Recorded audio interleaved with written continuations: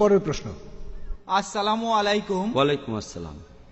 এটা সাধারণত মনে করা হয় যে টাই হলো ক্রসের প্রতীক, তাহলে আপনি কেন খ্রিস্টানদের লেবেলটা পড়েছেন?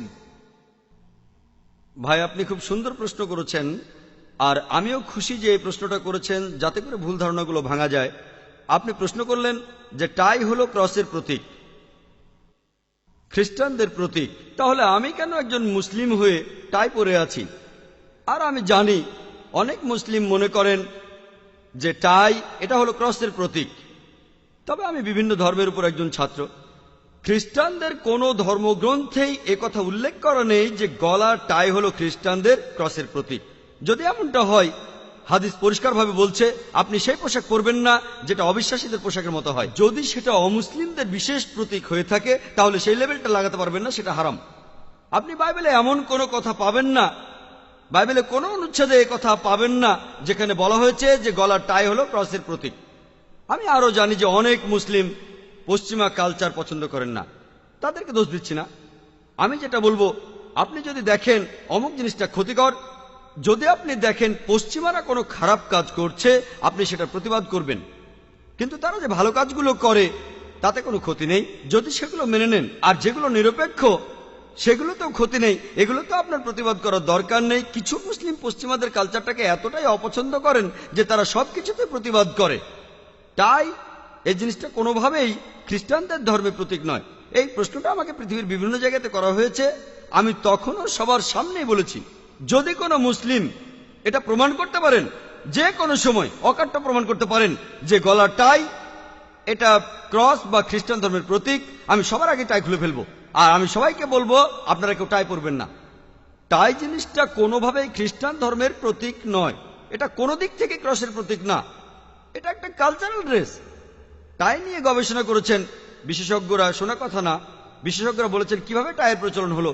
কিছু বিশেষজ্ঞ বলেন ঠান্ডা আবহাওয়ার দেশে লোকজন টাই পরে তাদের ভারী জামা কাপড়গুলো আটকে রাখতো। দেখবেন ঠান্ডা দেশের লোকজন উলের পোশাক পরে, এটা কালচারাল ড্রেস, এটা খ্রিস্টানদের ধর্মীয় পোশাক না।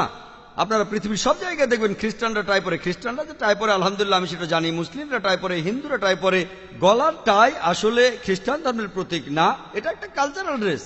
আর মুসলিমদের অনুমতি দেয়া আছে যে তারা সেগুলো করতে পারবে যে জিনিসগুলো ইসলামিক শরিয়ার বিরুদ্ধে যায় না। যদি সেটা ইসলামিক শরিয়ার বিরুদ্ধে যায়, যেমন হাফ প্যান্ট পরা, এটাও পশ্চিমাদের একটা কালচার। আমরা মুসলিমরা এটা পরবো না, কারণ পুরুষদের জন্য হিজাব বা আওরা হলো নাভি থেকে হাঁটু পর্যন্ত। মুসলিমরা শর্টস পরবে না, এটার অনুমতি নেই। আপনি গাড়িতে চড়ছেন, গাড়ি আবিষ্কার করেছিল খ্রিস্টানরা, পশ্চিমারা। আমি কি বলবো খ্রিস্টানরা গাড়ি আবিষ্কার করেছে তাই আমি এতে চড়বো না? প্লেনের ক্ষেত্রে একই কথা, সেখানেও কি এই কথা বলবো না? যে জিনিসগুলো শরিয়ার বিরুদ্ধে সেগুলো করব না।